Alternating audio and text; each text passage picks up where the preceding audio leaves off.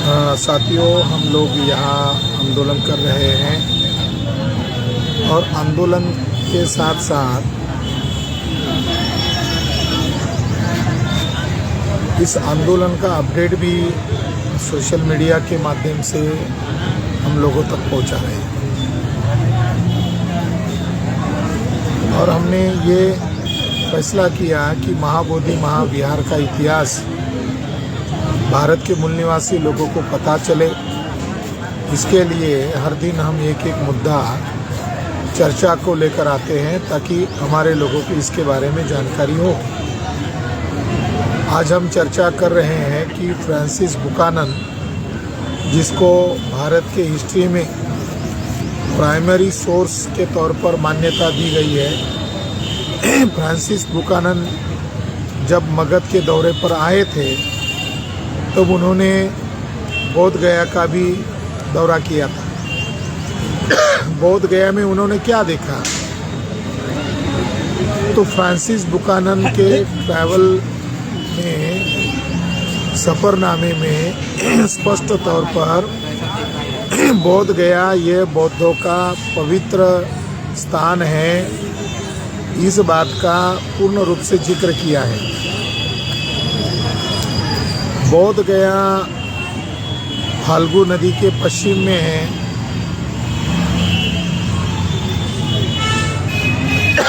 इसका उन्होंने जिक्र किया है। यहाँ पर उन्होंने शैव ब्राह्मणों का कब्जा किया गया है, इस बात का उन्होंने जिक्र किया है। और आज हम एंट्रेंस करते ही जब देखते हैं तो शैव मठ का उन्होंने जिक्र किया है कि यहाँ ब्राह्मणों ने स्मशान भूमि बनाई है। यानी जो ब्राह्मण लोग थे, शंकराचार्य के महंत ब्राह्मण थे, उन्होंने बौद्ध विहार के सामने की जगह पर कब्जा किया और उसको उन्होंने स्मशान भूमि बनाया। ये कितनी आश्चर्य की बात है कि जहाँ शाक्य मुनि बुद्धा को ज्ञान प्राप्त हुआ, बोधि प्राप्त हुआ, वही की जगह को उन्होंने कब्जा किया और वहाँ पर उन्होंने स्मशान भूमि बनाई। मैं कुछ वर्ष पहले उस जगह को विजिट करने गया था, तो वहाँ के एक महंत के परिवार के बच्चे ने कहा कि यहाँ कुछ दिन पहले हमारे महंत के परिवार की डेथ हुई थी, यहाँ उनकी हमने दफन किया है। तो ब्राह्मण लोग जहाँ पर ज्ञान स्थली है वहाँ पर कब्जा करते हैं और वहाँ स्मशान भूमि करते हैं। वो आम लोगों के लिए स्मशान भूमि नहीं है। उन्होंने कहा कि आम लोगों के लिए स्मशान भूमि नहीं है, लेकिन यहाँ महंत के परिवार के लोगों की डेथ होने के बाद यहाँ उन्हें दफन करते हैं। महाबोधि महाविहार का जब केस चल रहा था तो उसमें इस बात का रेफरेंस आया है कि बंगाल में ये बात प्रचार में है कि जो कोई व्यक्ति महाबोधि परिसर में मरता है तो वो जानवर के अगले जन्म में जानवर के रूप में पैदा होता है, खास करके गधे के रूप में पैदा होता है। यानी महाबोधि ये ज्ञान स्थली था, तो ब्राह्मण लोग इसकी कितनी घृणा करते थे कि अगले जन्म में आप जानवर, और जानवर में भी गधे के तौर में पैदा होगे। तो ब्राह्मण लोग यहाँ पर महंत ब्राह्मण मरने के बाद इस परिसर में उसको दफन करते हैं। क्या इस गया जिले में या महाबोधि परिसर में जो गधे है, क्या वो महंत के वर्तमान वंशज है? क्या ऐसा माना जाना चाहिए? मगर वो घृणा भी करते हैं। तो 1811 में यहाँ फ्रांसिस बुकानन ने बुद्ध की प्रतिमाएं देखी, वहाँ ऊटी स्तूपास देखे और वो ढेरों संख्या में जहाँ शैव मठ लिखा हुआ है उस परिसर में लाखों की संख्या में बुद्ध के मूर्तियाँ हैं, लाखों की संख्या में ओटी स्तूपास है। ये उस समय भी फ्रांसिस बुकानन ने देखा था, आज भी यहाँ यही स्थिति है। फ्रांसिस बुकानन अपने वर्णन में ये कहते हैं कि गोसाई के इमारतें उत्तर छोर पर सम्राट अशोक द्वारा बनवाए बड़े इमारत के अवशेष है। उसके ऊपर जगन्नाथ और राम का मंदिर बनाया है, जिसे गंगाबाई ने बनाया है। पुराने अवशेषों के अभिलेख का हिस्सा जगन्नाथ मंदिर के दीवार में है। 1811 में फ्रांसिस बुकानन ने इस बात को दर्ज किया है कि सम्राट अशोक के द्वारा यहाँ बड़े बड़े इमारत बनवाए थे। तो मैंने कल भी कहा कि जो जगन्नाथ टेम्पल है, यहाँ सम्राट अशोक द्वारा बनाया गया संगाराम था, जिसे महासंगाराम कहा जाता था। और 7वें शताब्दी में यहाँ पर 1000 भिक्षु निवास करते थे और लगभग 600 कमरे थे।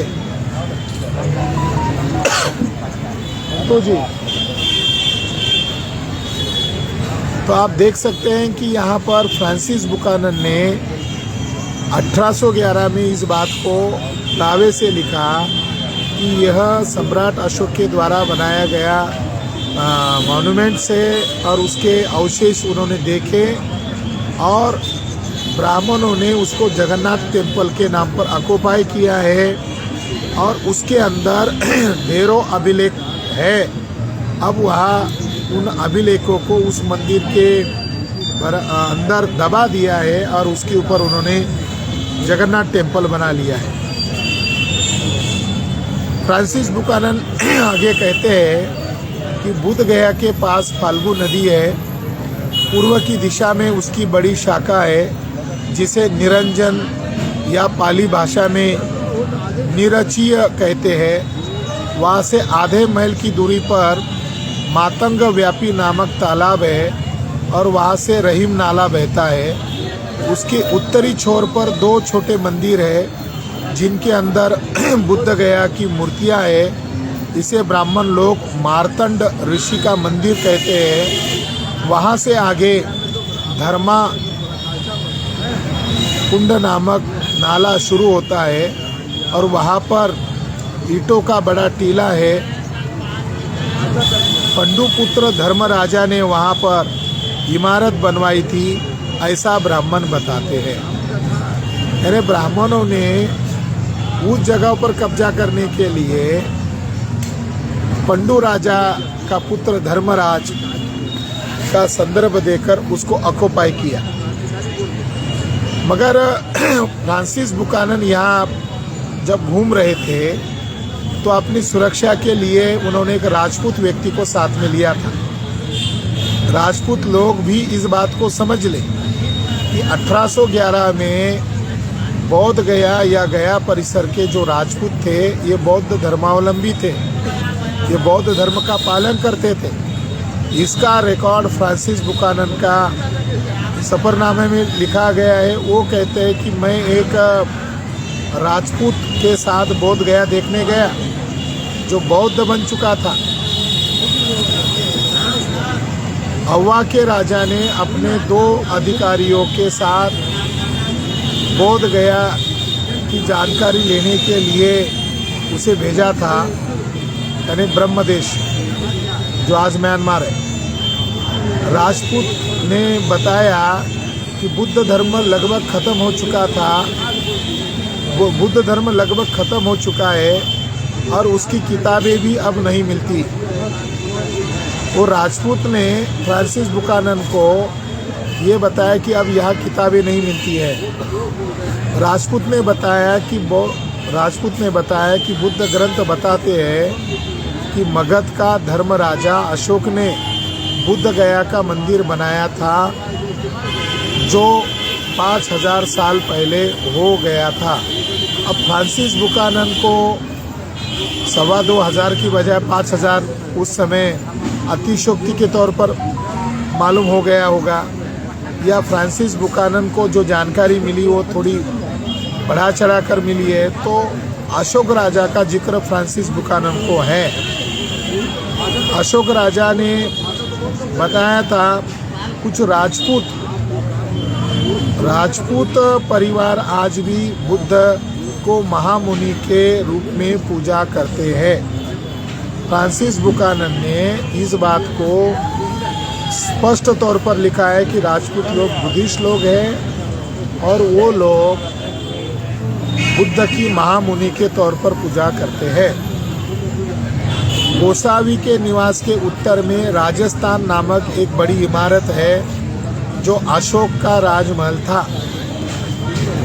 मैं इस बात को दावे से कह रहा हूँ कि फ्रांसिस बुकानन ने जो राजा का स्थान का जिक्र किया है वो कोई राजा नहीं है बल्कि सम्राट अशोक है।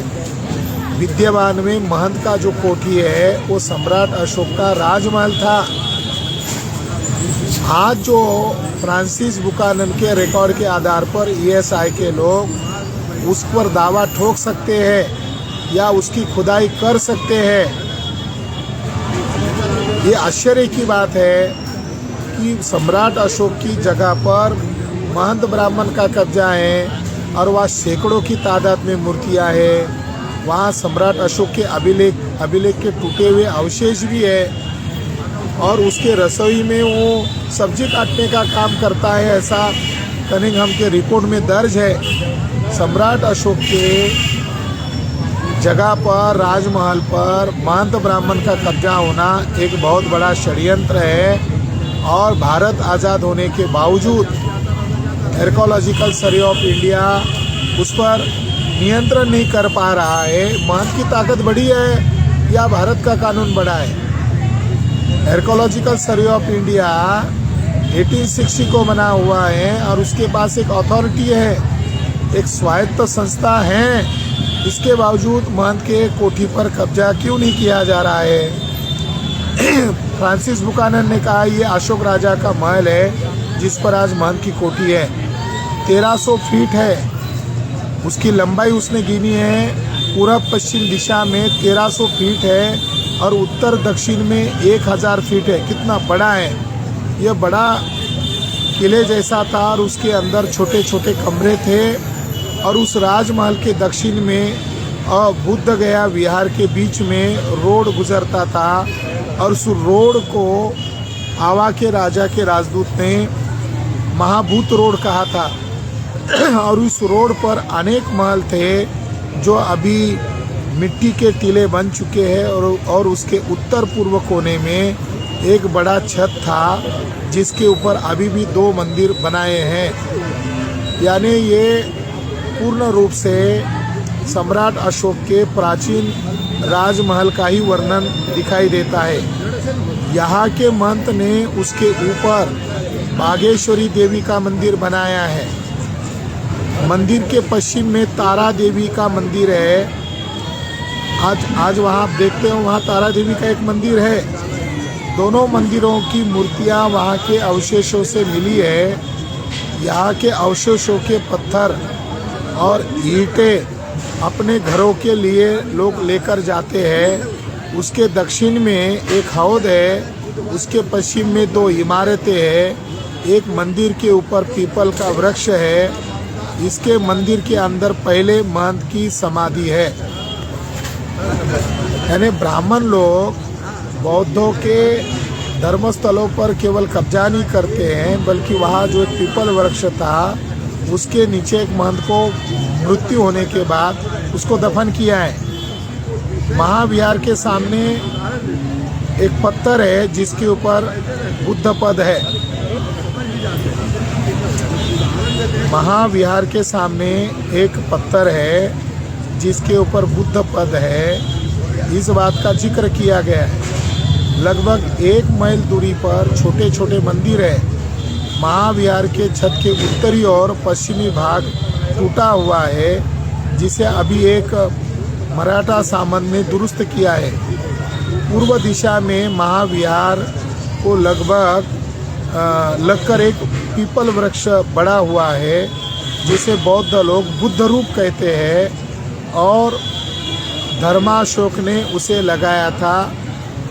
यानी फ्रांसिस बुकानन ने जो महाविहार देखा था उसको लगकर एक बोधि वृक्ष देखा है जिसको बुद्धिस्ट लोग बुद्ध रूप के तौर पर मानते हैं और जिसे सम्राट अशोक ने लगाया था, इसका वर्णन फ्रांसिस बुकानन कहता है। फ्रांसिस बुकानन आगे कहता है कि ब्राह्मण लोग कहते हैं कि इस पीपल वृक्ष को ब्रह्मा ने लगाया था। सीढ़ियाँ भी टूट चुकी है, इसलिए मराठा सामन ने सीढ़ियाँ दुरुस्त की है। यानी ब्राह्मण लोग उस पर कब्जा करने के लिए ब्रह्म को तक जोड़ दिया। फ्रांसिस बुकानन आगे कहता है यहाँ की कुछ मूर्तियाँ ऐसी है और अनेक मूर्तियाँ गया के मूर्ति जैसी है। यहाँ के सभी अवशेष मूर्तियाँ, स्तंभ, खिड़कियाँ, दरवाजे, ईंटें को ले जाकर गया का मंदिर बनाया गया है। जहाँ लोग श्राद्ध करने आते हैं वहाँ विष्णुपद के नाम पर ब्राह्मण लोग पूजा करते हैं। वो विष्णुपद नहीं है बल्कि बुद्ध पद है। और फ्रांसिस बुकानन ने जो ऑथेंटिक जानकारी लिया, हो सकता है ब्राह्मणों को चंदा दिया हो और ब्राह्मण ने सच उगल दिया हो।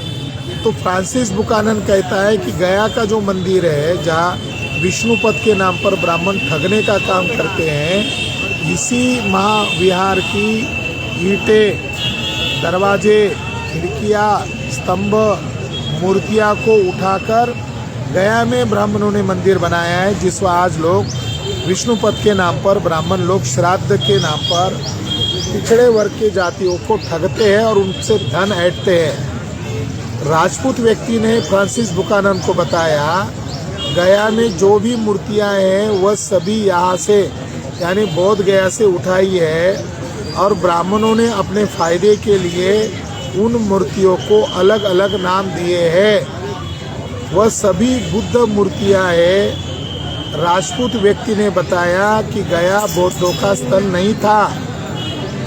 समझ लीजिए, गया जो है ये पहले ब्राह्मणों का स्थल नहीं था, लेकिन ब्राह्मणों ने बौद्धों को हराने के दृष्टिकोण से बौद्धों पर हमला किया और यहाँ से बुद्ध पद चोरी करके एक नया मंदिर वहाँ शुरू किया।